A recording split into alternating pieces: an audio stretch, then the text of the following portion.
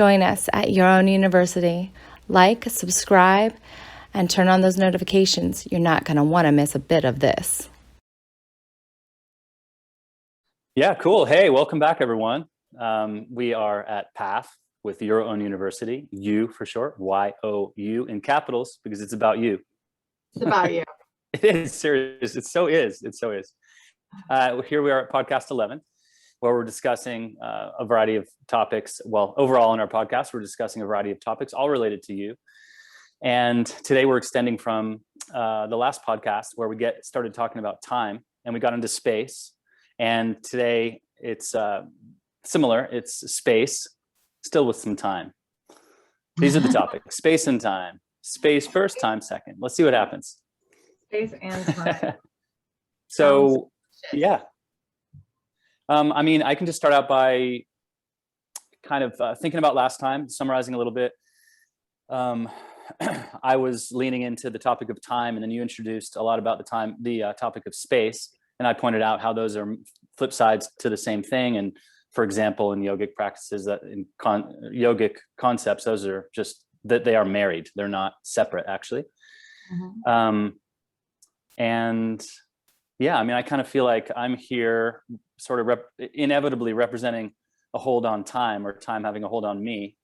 And you, I feel from my side of time that you have this dynamic relationship with space. So I wonder how this conversation will go. I'm kind of curious to hear more about space and how it relates to time. Or I think you had some ideas. You were talking about some ideas of how we were talking about ideas about how space can change time. That when your relationship to the moment and the space that you give to yourself internally, but also to the moment in which you're doing something, has a direct effect on at least the experience of time.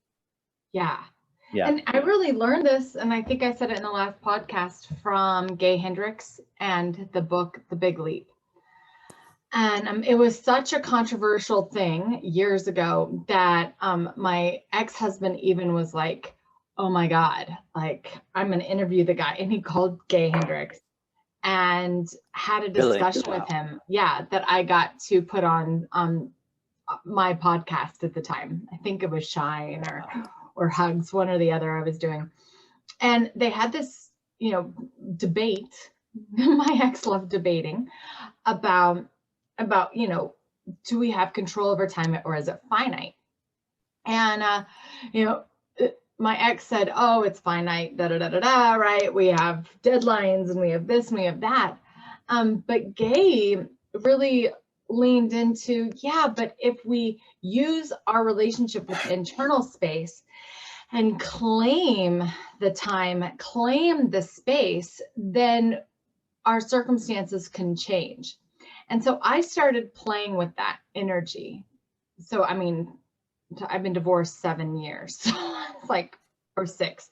So this was a long time ago. I don't know, maybe 10 years ago. And at that point, I started playing with this dynamic, and I recognized that for me, I would have great anxiety, where I'd get mad at my kids and need them to rush into the car if I was late. I'd feel anxiety about getting in trouble, being made wrong. I would feel this anxiety when coming up in a deadline or needing to be someplace. So whenever that anxiety came up, I'd remind myself to breathe. And then I'd remind myself that all things are working out for me, and that I had this ability to extend time. And at first it was like this game, but now it just works. Like, it's crazy. I'll be running late, and then I'll be like, well, this isn't going to work out today or whatever. And I'll text you, and it's like, oh, well, I had something else needed to happen anyway, or I'll get to the event and everybody's running late.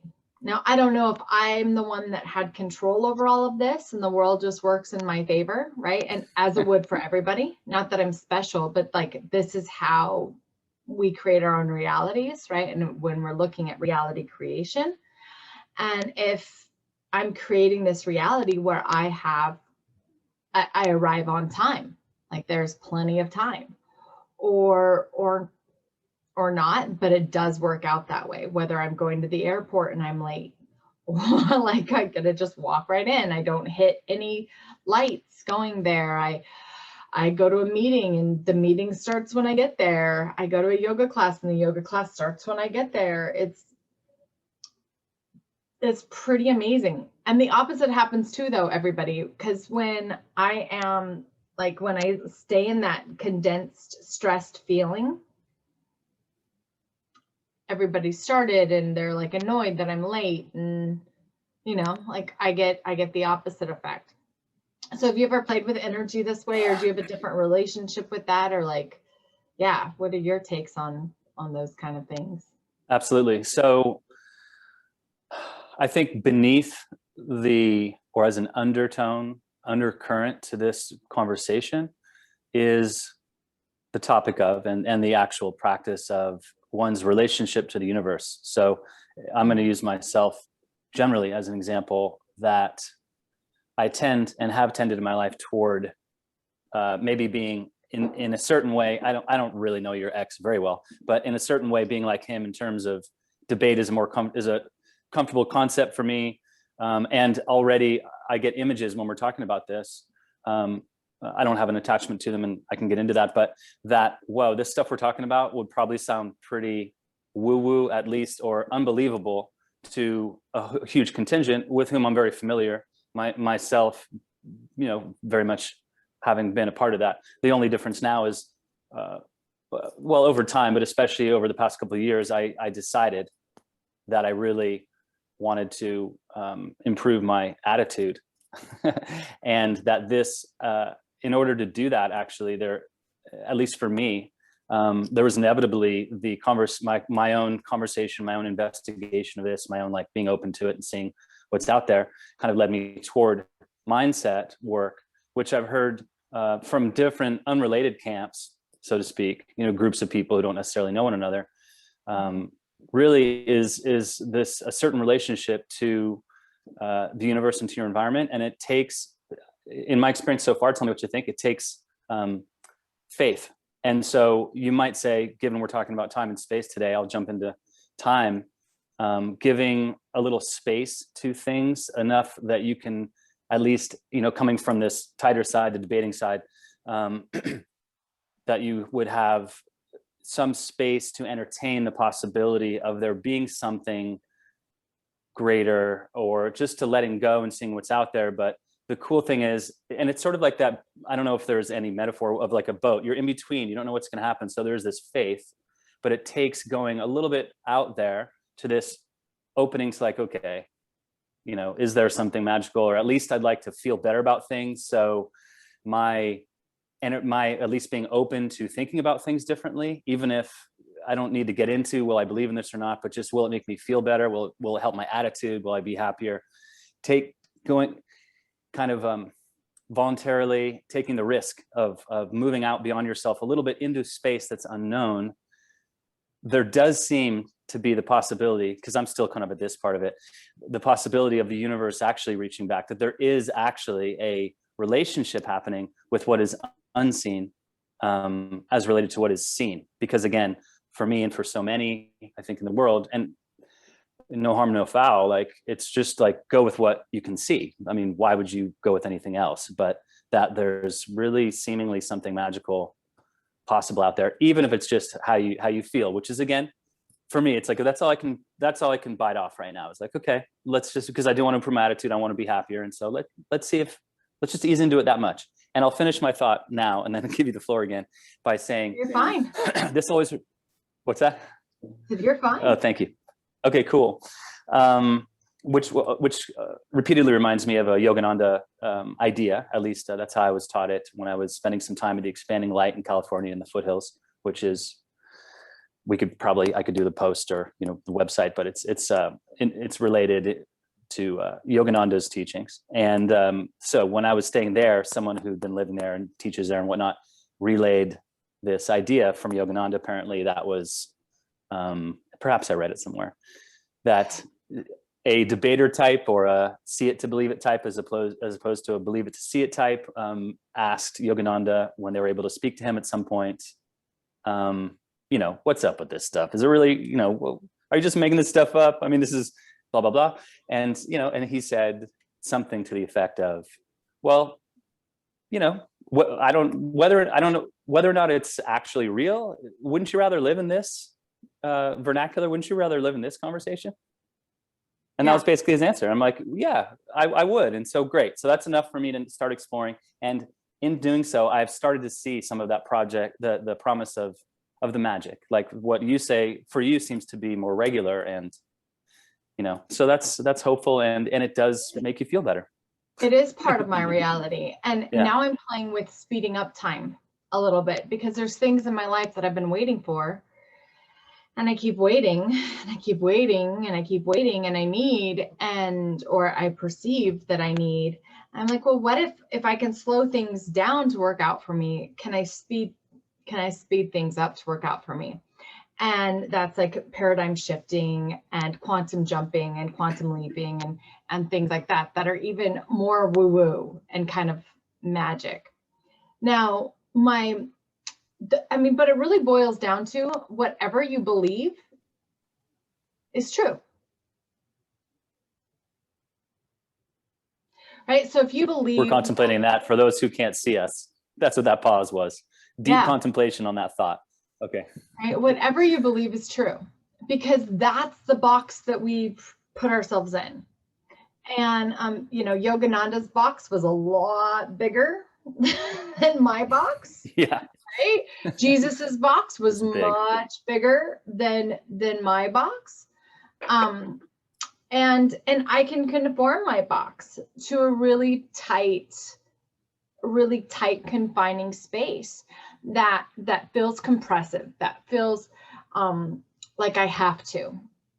I'm in one right now. I'm actually working my way out of it, expanding my way out of it, telling myself I have time because I have my dissertation due in a month and a half. And it's this huge projects with all these rules and regulations. And I'm reading through the AMA, is that what it's called? Even the grammar thing. APA.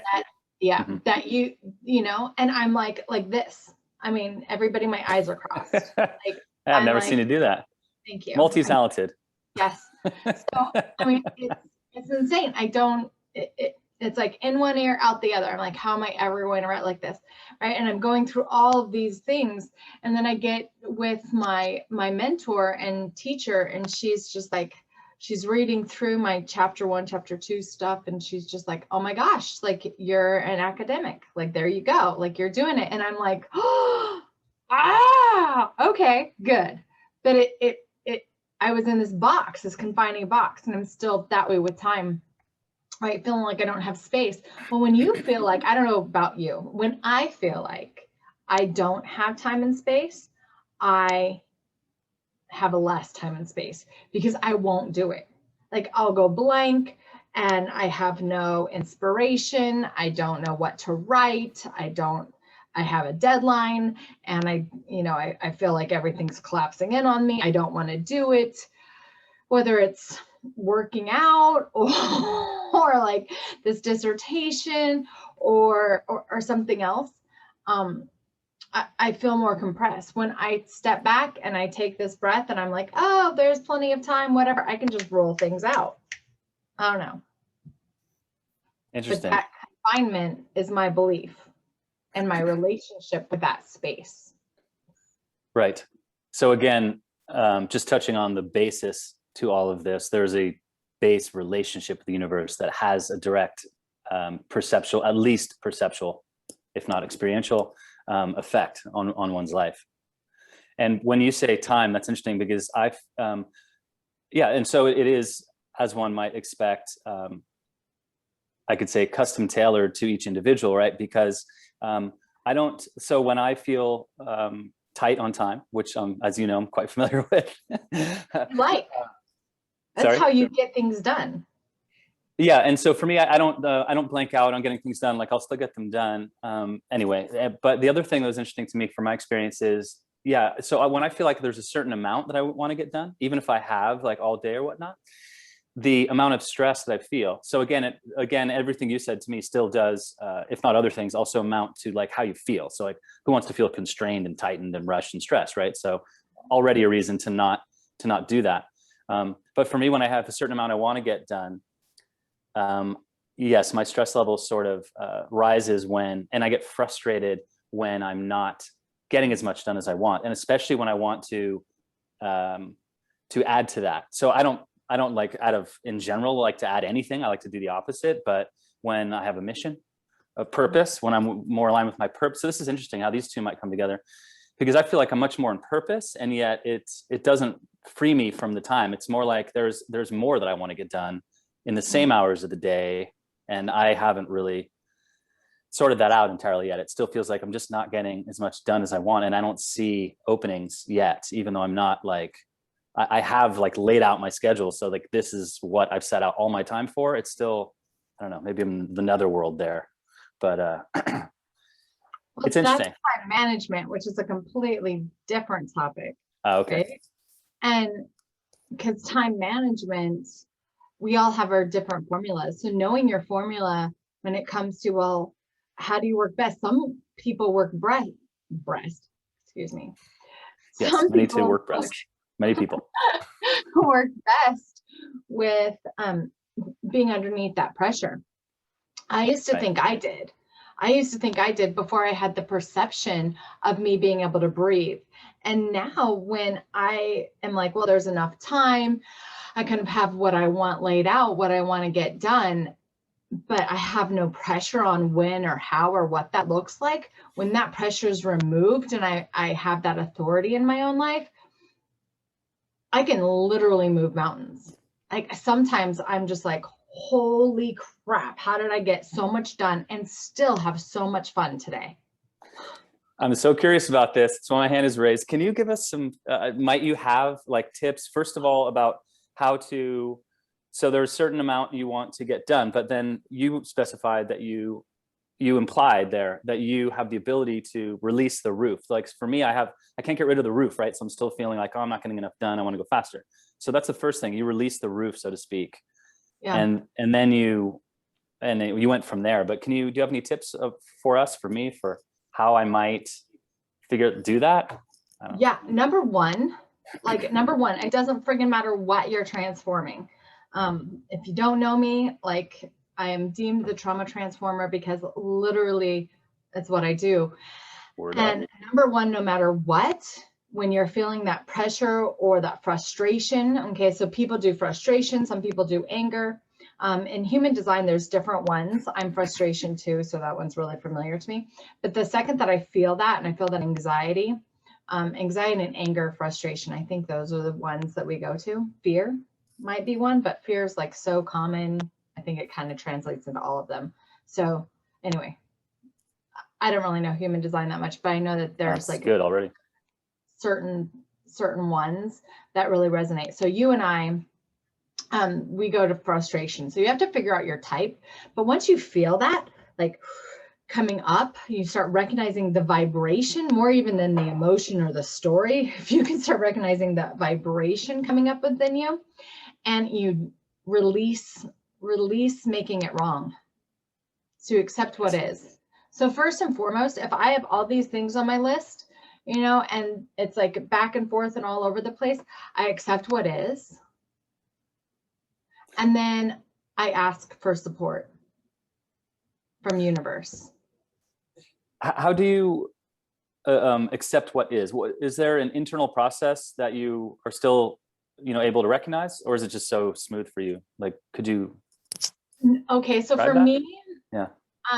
Frustration, anger, upset, sadness, depression, self-judgment, all of that shit that used to get me spinning and get me down, I no longer fight.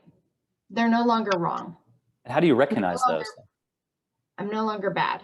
Yeah, like how do you get out of the hot state? Like I would think for me, so I can think of non-dual meditation, just non-conceptual meditation over time will allow you to recognize these things without going into hot state. But how do you recognize them not being a hot state? Even if I go to the hot state, at first I recognize the energy, right? Yeah. But I had to get to the hot state enough times. I had to get to that anxiety and recognize, oh, you're yelling at your kids to get in the car and There you're it is. freaking out, and it's taking you 10 more minutes to get out of the house than it would if you were just calm and happy, Yes. right? And you're in a hot state. I had to recognize that hot state, and instead of making myself wrong for it, oh, I'm so horrible, I need therapy, I have to go to this, I need to do more meditation, I have to do more yoga, I have to eat right, I have to do this. I'd be like, huh, part of my human experience is this hot state, right? So a big one for me is feeling dumb. Like I'm going through it hugely right now, stepping into my doctorate. Oh. It's coming up, like I'll cry. It's coming up everywhere. But you know, Jason, like the second that I feel like my intelligence or like I'm dumb, Yes. being looked down upon, like Watch out. I burn out, right? I'm fucking, it's like 0 to 80. Yes. I bypass 60, right? Yep. And so that's one that to this moment, to this day, and it might be getting better because I'm going through it so much now, I'm starting to recognize it, right? But it comes up and it's like this sadness that gets into this defensiveness, that gets into this like anger, that gets into this sadness, that gets into this, I'm going to just die and what's the point of living? It's like whole thing in a matter of 10 seconds. And if I can recognize that as like, oh, there's a little girl, you know, who got beat because she said something wrong, right? If I can recognize it right there and not make myself wrong for it, I can then have that witness perception and say, without making myself wrong. But even if I get to that really heated state where I'm just like being sassy and like hot, at that point, I can still say, oh yeah, you're being hot, without being like, oh, well, you're just a horrible person and how dare you do this and I wish you weren't like this, because that just gets me spinning. If I can just accept what is, go, okay, how did I get to this place?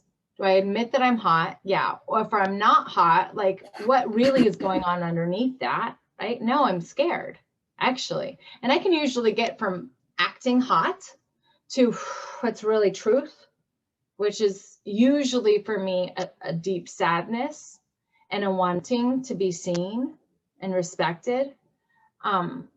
That is just a really old wound, right? And it's mine.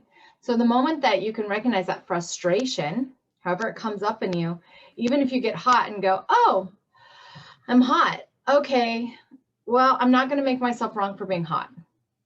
Cool. This emotion got me, right? And it's speeding up time. Now I'm in this rushed state of mind, and get to that witness perspective as quickly as possible. And I think we can do that just standing in the grocery store. I think that this is like basic emotional intelligence. That is why we teach emotional intelligence at your own university. We need courses for this. We're not like, everybody's feelings are different, Jason, which is why like in Amazing You and in our coaching holistic training at YOU, like we take everybody through a deep dive into your emotional signature, because yours is different than mine. So how do we recognize that? You get curious about what you feel when, and then you stop making the negative emotions that the whole world deems as bad, negative, blah, blah. You quit fighting it. They just are. And that's a part of how it's your own university. It's, each person needs to recognize, go into to master or develop, to discover, develop, and master their own worlds. So a lot of time in discovery sometimes first. Yeah. I mean, because we're not taught it in school. My parents didn't teach me, right? Don't be sad. Don't be mad. Don't be in. Don't be. Right. I learned what not to be. Right. But they weren't like, oh, you're sad. How does that feel in your body? Well, and that's it. And part of that is, I mean, I think we have the luxury of being more open like that. I think, of course, depending on where you are in the world, it was an even darker time, at least 1 or 2 generations ago, where survival must have been just completely key, and so everything got completely condensed, so to speak, and so behaviors, etc.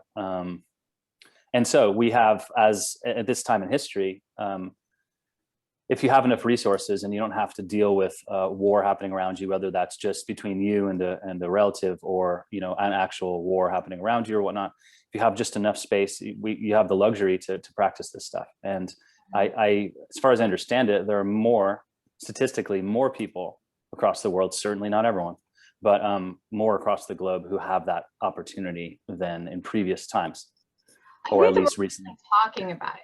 When it comes to creating your own reality, at first was like, let's make the fire and make the wheel, right? Yeah. Let's make another human being. Let's do this. And it was very much about the physical. And in the late 1800s,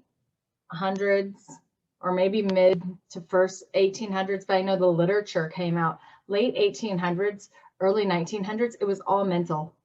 It was like this magical mental mind. It was so masculine, so mental mind, and an imperative. I mean, we have to recognize the stories that go on in our head. We have to know what we believe. We have to direct our thoughts. And it was beautiful. And that was manifestation, right? That was the key to riches. That was Willis Wallace and Napoleon Hill and Neville Goddard, and like all these amazing teachers that wrote back in the day. And then fast forward, and it's emotions. So we're in this space of we're like babies learning emotional intelligence. And we have cell phones and we have all this stuff telling us that we are so much more than our emotions, right? We have this energetic field playing with space and time where we can morph with it. It's all around. We're using the technology, but we're not owning the technology as our own. So all this woo-woo stuff that I talked about in the beginning, right, of like managing this form, is just freaking radio waves. It's just us managing the unseen that we can manage, which is your own antenna. Exactly. And it's just a quick plug to some of the another yogic concept of the yugas. And if I go with Yogananda's lineage, we're in Dvapara Yuga. Many yogis consider us to be in Kali Yuga. I believe in the Dvapara Yuga part, but that apparently there's one book I know of that explains this out of Expanding Light. And I don't have any particular relationship to Expanding Light, by the way. But it points out that in 1700s was the shift into Dvapara Yuga, there's an overlap. So it was actually in the 1900s, as you said, as that started, that we actually like entirely made it into Dvapara Yuga, which is, in our case, we're evolving, because through the yugas you can evolve and devolve, but we're in the evolving curve. And so all the technology that's happening, whether your antenna is now sensitive to a larger dimension, or it's an actual technological development, of which we've had obviously many since the 1700s, I believe, but having sped up into 1900s and obviously now. Yeah. It's just at least, if nothing else, it points to another positive in the universe, in terms of there being something positive, something guiding, something that can be followed or understood, that can bring, if nothing else, a little space into your internal world to make you feel a little better moment to moment, if not much more. But we're all learning it, and it's not taught in school, right? It's not taught in school. Right. So at your own university, we have these things you can explore about yourself, these natural tools, physically, mentally, emotionally, and etherically, and how you utilize them in relationship, or to have more impact in the world, make more money, have more fun, go and experience your purpose. And that's why we have your own university, right, Jason? Yeah, and let me just point out too that you say you can recognize this and you do that and you do the other, which is true. But I just want to say part of it is because you've been studying all this stuff for so long, you've been practicing it regularly, right? So for those of us who and the amount of Lish and I, multiple names for each person, have known each other for decades, and so I can say that the amount of transformation that she's generated through her practice, through her delving into this stuff, studying it, if you will, is remarkable, really. So and it sometimes takes time. So if she's put in a lot of her space in her life, she's dedicated a lot of space and time to this, and so not everyone's able to do that. So it just takes more time. But since they're linked, if you just keep at it, even if it's slowly over time, when you get the opportunity, if you stick with it, time and space are married, and your inner space will shift as you practice these things. And yes, there are many courses at your university to most definitely help that along in a very clear and defined way that you've been developing over time. Yeah, and that you've helped with. I mean, just going through our daily love letters or respect letters, respect for men because it's respect, and love for women because we're love, right? But really it's about awareness. So every 6 days it like rotates. Each week you focus on each one of these, what I call power zones, on this methodology of creating this balance with time and space and self-awareness. So you get to know yourself. That's not promoted. We're supposed to know the whole world and how everything works, but we don't know ourselves. And if we don't know ourselves, we can't offer ourselves to anything. We can't be of service, which I think is the highest gift that we can have, to utilize time and space. Yeah. That said, I think the podcast, it's been almost a half hour. Yeah, I know, we got to get going. Yes. Anyway, I just want to do a quick, the space in your life. I want to do one quick last plug there that, yes, that going through the courses and whatnot also allow you if I'm looking at the masculine energy of it, to take more command. As you get to know yourself, you can take command of paving the direction and the focus that you want to have, and how you want to give back and contribute and to the world and relate to it, how you want to build your legacy, what you want that to be. All this also, you must go through knowing yourself in order to powerfully implement that, to even create, to even define it and then implement it. Yeah. So absolutely. respect. I just love that. I don't know. It took me, the backstory really fast. It took me a minute to understand like where Jason was coming from with respect, and I thought it was RESPCT. Find out what it means to me. And then I was like, I said it to a couple guys, and they were like, "Yeah, respect," and I was like, "Oh my gosh, okay, obviously Beautiful. I'm a girl." That's why I did write those letters. All right, you guys, thank you so much for being a part of Path, Your Own University's podcast for you. I hope that you enjoyed this. Please subscribe. Join us for our next masterclass all about podcasting at Your Own University. And the 17th, the 17th. And Great. Then we will talk to you shortly. Thank you for subscribing, and thank you for sharing, and thank you for enjoying. We enjoy you. Thanks, everyone.